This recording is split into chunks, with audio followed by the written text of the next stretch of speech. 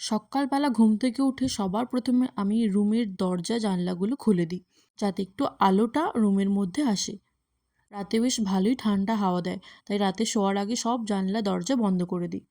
বড়মশাই ঘুম থেকে উঠে পড়েছে, তাই রান্নার জোগাড় করতে করতে আগে ওনার চা আর জল গরমটা করে নিলাম।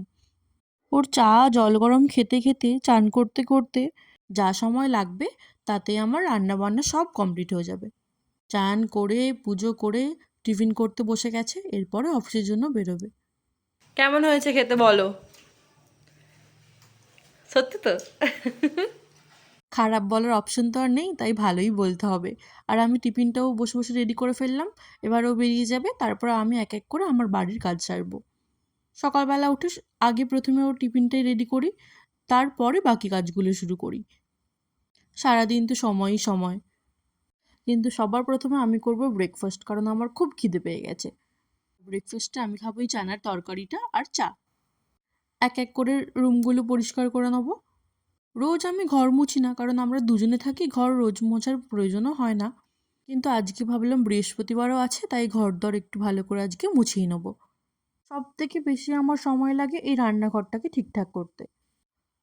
প্রত্যেক দিন রাত্রেবেলা এটা প্রচুর পরিমাণ নোংরা হয়ে যায়, আর এই নোংরা ফেলা নিয়ে খুব সমস্যা। 4 দিন ছাড়া ময়লার গাড়ি আসে, তাই 4 দিন নোংরাগুলোকে জমিয়ে রাখতে হয় বাড়িতে। আগে আমি রান্নাঘরের বেসিনের নিচে রাখতাম, আর সেখানেতে এই নোংরাগুলো দেখে ছোট ছোট পোকা হয়ে যেত। সেই জন্য এখন নোংরা ফেলার এই ডাস্টবিনটা ব্যালকনিতে বার করে দিয়েছি।